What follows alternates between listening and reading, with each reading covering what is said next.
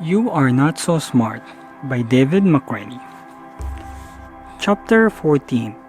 The Argument from Authority. The Misconception. You are more concerned with the validity of information than the person delivering it. The truth.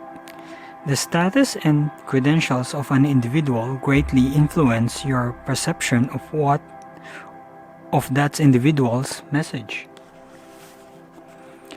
It would be hard not to feel somewhat intimidated while sitting across from a professor with all his or her degrees and certificates, staring back at you, behind a huge desk surrounded by books and ancient statues, inside an aging hollowed building.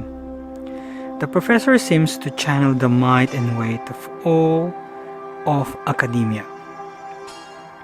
When he or she opines on the history of civilization, you might be inclined to see the professor's point of view as more correct, more thoroughly mediated upon that of your cousin who collects ketchup packets. You would be right. Indeed, it is more likely that a professor of history will know why the Roman Empire fell and what can be learned from it than your condiment-obsessed relative will know all these things. Those who devote their lives into study or practice of a given idea are worth listening to when it comes to the areas of their expertise. But this doesn't mean all their opinions are golden. If the professor tells you how much he or she wishes the Spice Girls would reunite and play on campus, you would be committing a logical fallacy if you decided you should maybe rethink your musical taste. When you see the opinions of some people as better than others on the merit of their status or training alone, you are arguing from authority. Should you listen to a highly trained scuba diver's advice before plunging into the depths of the ocean? Yes. Should you believe that person when the diver talks about seeing a mermaid making love to a dolphin? No. This book often brings up the consensus of scientists on certain behaviors as a way to prove how deluded you are. It's not a fallacy to trust the consensus of thousands of researchers on how to interpret the evidence provided by decades of studies. Science focuses on the facts, not the people who unearth them. But that doesn't mean large groups of people can agree on something that is totally wrong. Starting in the 1930s, neurologist Walter Freeman allowed in the footsteps of his mentor Antonio Egas Moniz and began performing in hospitals around the country, a technique for which Moniz would later win the Nobel Prize, lobotomizing mentally ill people by jabbing a spike behind their eyeballs.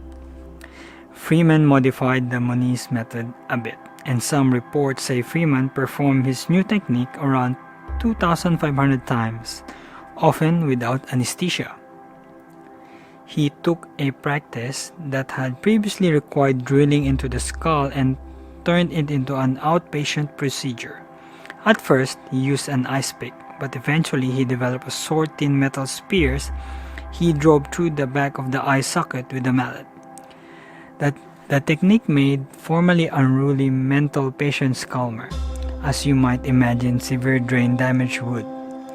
It became a popular way to treat patients with mental facilities. And Freeman drove a van called the Lobotomobile around the US to teach the technique whenever he could. Somewhere close to 20,000 people were lobotomized in this way before science corrected itself.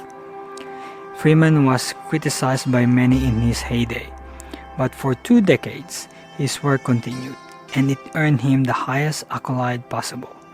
Even the sister of President John F. Kennedy was lobotomized. Today, the ice pick lobotomy is condemned by medicine as a barbaric and naive approach to dealing with mental illness.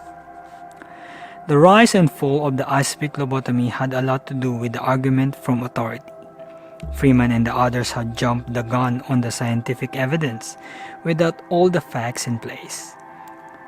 They used psychosurgery because it gave them the results they were looking for. Hospitals welcomed Dr. Freeman. His authority went unquestioned as one after another. He pulled aside patients who need help and turned them into zombies.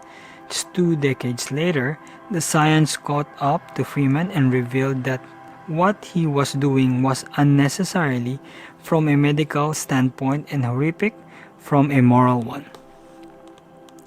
His license to practice was revoked, and he died an outcast. The same community who loved him in one era rejected him in the other. This sort of turnover in science is common, although it happens less today than in years past when so little was understood about these sorts of influences. Like most modern professions, science guards against the argument from authority by working against it, questioning every nugget of new info so as to avoid what happened in neurology through the 1940s. Still, the argument does play a role. Whenever in churches or legislatures, botany or business, those who are held in high regard can cause a lot of damage when no one is willing to question their authority.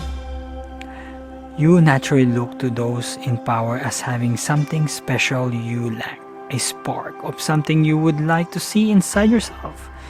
This is why people sometimes subscribe to the beliefs of celebrities who endorse exotic religions or denounce sound medicines. If you feel more inclined to believe something is true because it comes from a person with prestige, you are letting the argument from authority spin your head. If something is controversial, it unusually means that there are many experts who disagree. You would be wise to come to your own conclusion based on the evidence, not the people delivering it. On the other hand, if there is widespread consensus, you can relax your skepticism. Just don't relax it completely. If a celebrity footballer tells you to buy a particular brand of batteries, ask yourself if the footballer seems like an expert on electrochemical energy storage units before you take his word.